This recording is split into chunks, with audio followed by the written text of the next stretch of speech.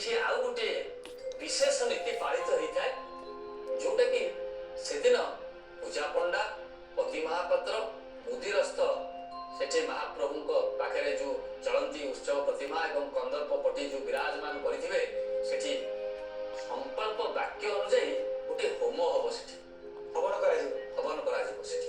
ସେଇଟା ପତି ମହାପାତ୍ର, ମୁଦିରସ୍ତ ଏବଂ ପୂଜା ପଣ୍ଡା ରହିକିରି ସେଇଟା ହବ। ଆଉ ଗୋଟିଏ ଏଇ ଗୋଟିଏ ଦିନ ବର୍ଷକରେ ଏଇ ଗୋଟିଏ ନୀତି, ଯୋଉ ନୀତିରେ ସେ ମଠର ବିଜେସ୍ଥଳୀରେ ଏବଂ ତାଙ୍କର ବାହାର ରୋଷରେ ମାଣ୍ଡୁଅ, କ୍ଷୀରି ଇତ୍ୟାଦି ଭୋଗ ହୁଏ। ମହାସ୍ୱାର ସେ ମନ୍ଦିରର ପାଳିଆ ମହାସ୍ୱାର ଯାଇ ସେଠି ମାଣ୍ଡୁଅ ପ୍ରସ୍ତୁତ କରିବେ। ଅନ୍ୟ କୌଣସି ମଠରେ ଏଇ ବ୍ୟବସ୍ଥା ନାହିଁ କି ଅନ୍ୟ କୌଣସି ଦିନ ଏଭଳି ତିଆରି ହୁଏନି। ସେଦିନ ସ୍ୱତନ୍ତ୍ର ଭାବେ ମଠର ବାହାର ରୋଷରେ ମଠର ଯୋଉ ଦିନ ଠାକୁରଙ୍କର ଯୋଉ ନିତ୍ୟ ତାଙ୍କର ଯୋଉ ଭୋଗ ହଉଛି ସେ ଚୁଲିରେ ହବନି, ସ୍ୱତନ୍ତ୍ର ଗୋଟେ ବାହାର ରୋଷ ତାଙ୍କର ଅଛି। ସେଠି ସେନା ମନ୍ଦିର ପ୍ରଶାସନ ପକ୍ଷରୁ ମାଣ୍ଡୁଅ ପାଇଁ ଛେନା, ଅଟା, ଗୁଡ଼, ଘିଅ ଇତ୍ୟାଦି ସମଗ୍ର ସାମଗ୍ରୀ ଯୋଗା ଯାଇଥାଏ।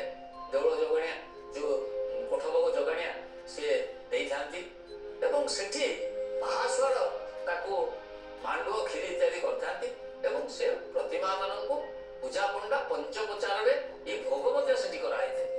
ଏଇ ଅବସରରେ ଯୋଉ ଦେଉଳ କଣ ତଢଉ କଣ ଗଛ ଦେଖିକି ଆସନ୍ତି, ତାପରେ ରାମକୃଷ୍ଣ ବିଜେ କରିବେ ଦୟଣା ବାଡ଼ିକି। ସେ ଦୟଣା ବାଡ଼ିକି ଦେଖିବେ ଯାଇକି କଣ ହବ ନା ବିନା ଘଣ୍ଟ, ବିନା ବାଦ୍ୟରେ, କୌଣସି ଘଣ୍ଟ କାହାଳି କିଛି ବାଜିବନି, ନିଶବ୍ଦରେ ଚୋରି କରିବାକୁ ଯାଉଛନ୍ତି ଦୟଣା ବୃକ୍ଷ। ତେଣୁ ସେ ନିଶବ୍ଦରେ ଯିବେ, କେବଳ ଗୋଟିଏ ମଶାଲ ରହିବ, ଜଣେ ମଶାଲ ଧରି ଯିବେ ଏବଂ ସେଠି ମହାପ୍ରଭୁଙ୍କ ତରଫରୁ ଜଣେ ସେବକ ଅଛି। ସେ କିଏ ସେବକ ନା ଦୟଣା ମାଳି ସେବକ। ସେ ଦୟଣା ମାଳି ସେବକ ସେ ଗଛ ଯୋଉ ଥିବ 14 ଗଛ, ତା ଦେହରୁ 2 ଗଛ ଲାଗିବ, 6 ଗଛ ଉପାଡ଼ିବେ ଏବଂ ତାକୁ ଆସିବ ସେ 4 ଗଛ ରହିବ, ଗୋଟେ ନୂଆ ତାଡ଼ଟେ ଯାଇଥିବ। ସେ ତାଡ଼ ଆସିକିରି ରହିବ କୋଉଠି ନା 6ଟା ଗଛ ଯାଇକିରି ଆଉ ଗୋଟିଏ ସେଠି ଜଗନ୍ନାଥ ବଲ୍ଲଭ ମଠର ଗୋଟେ ମହାବୀର ଅଛନ୍ତି, ବଡ ମହାବୀର, ସେଇ ପାଖରେ ସେଇଟା ରହିବ। ସୁଗ୍ରୀବ ମହାବୀର ଯାହାକୁ ଆଉ ହଁ ସେଇଟା ବଡ ମହାବୀର ତାଙ୍କୁ କୁହାଯାଏ। ଏବଂ ସେଠି ମଧ୍ୟ ଏ ଦୟଣା ଗଛକୁ ଆଉ ଜଣେ ସେବକ, ଯିଏକି ଦୟଣାମାଳି ସେବକ ଯେମିତି ଯାଇଥିଲା ସେମିତି ସେ ଦୟଣାମାଳି ସେବକ ରହିଥିବ ଏବଂ ସେଠି ପତ୍ରୀ ସେବକ ଏ ତାକୁ ତାଡରେ 4ଟି ତାଡରେ ରଖିବ, ଗୋଟେ ଖଣ୍ଡୁଆ ଘୋଡେଇକିରି ଏବଂ ଆଉ 2ଟି ରାମକୃଷ୍ଣ ବିଜେ ପ୍ରତିମାଙ୍କ ହସ୍ତରେ ଲାଗି ହବ, ଚିନ୍ମୟ କର କମଳ ଲାଗି ହବ। ତେଣୁ 6ଟି ଗଛ ଆସିବ ଏବଂ ସେ ଆସି ସାରିଲା ପରେ ତାପରେ ସେଠି ଯୋଉ କର୍ମ କନ୍ଦର୍ପ ନିବାସ ପଟି ପାଖରେ ଯୋଉ ଶୀତଳ ଭୋଗ ହେଇଥିବ ଏବଂ ମାଣ୍ଡ ଭୋଗ ହେଇଥିବ, କ୍ଷୀରି ଭୋଗ ହେଇଥିବ, ବନ୍ଦାପନା ହେଇଥିବ, ଏ ସବୁ ନୀତି ସରିଲା ପରେ ମହାପ୍ରଭୁଙ୍କର ଯୋଉ ବିଜେ ପ୍ରତିମାଙ୍କର ବାହୁଡା ବିଜେ ହବ ଶ୍ରୀମନ୍ଦିରକୁ। ବଟ ବୃକ୍ଷ ମୂଳେ ପାଲିଙ୍କି ରହିବ।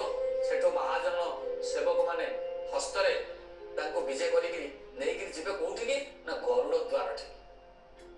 ସେ ଗରୁଡ ଦ୍ୱାର ଠିକି ଯିବେ।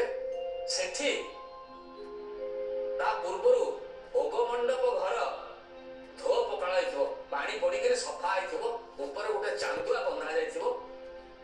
ଚାନ୍ଦୁଆ ତଳେ ବାଲିରେ ସ୍ୱତନ୍ତ୍ର ବାଡ଼ କରାଯାଇକିରି ବନ୍ଧ ଯେଭଳିଆ ହବ, ସେଥିରେ ପାଣି ଦିଆହେଇକିରି ବନ୍ଧ ହେଇକିରି ସେ 6 ବୃକ୍ଷକୁ ଯୋଉ 4 ବୃକ୍ଷ ଲଗା ହବ, 6 ବୃକ୍ଷକୁ ଯୋଉ ଲାଗି ହେଇକି ତ ଲଗା ହବ। 4 ବୃକ୍ଷ ତାଡରେ ଆଉ 2 ବୃକ୍ଷ ରାମ ଏବଂ କୃଷ୍ଣଙ୍କ ଚିନ୍ମୟ କର କମଳରେ ଯାହା ଆସିଥିଲେ ଇଏ ରହିବ ଭୋଗ ମଣ୍ଡପ ଘରେ ରହିବ ଏବଂ ସେଠି এই ବାଡ଼ରେ 4 ବୃକ୍ଷ ମଧ୍ୟ ରୋପଣ କରାଯିବ। ତାପରେ ଏ ମନ୍ଦିରରେ ଅନ୍ୟାନ୍ୟ ନୀତି ରହିବ, ସନ୍ଧ୍ୟା ଧୂପ ସରିବ। ସେଦିନ ବିଜେ କରିବେ କିଏ ସେ ନା ମଦନ ମୋହନ। ଚୋରି କରିକିରି ଆଣିଲେ ରାମକୃଷ୍ଣ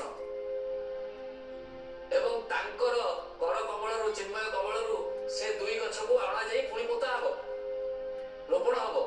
ଏ 4 ଯୋଉ ଆସିଥିବ ତାଡରେ ସେ ମଧ୍ୟ ରୋପଣ କରାଯିବ।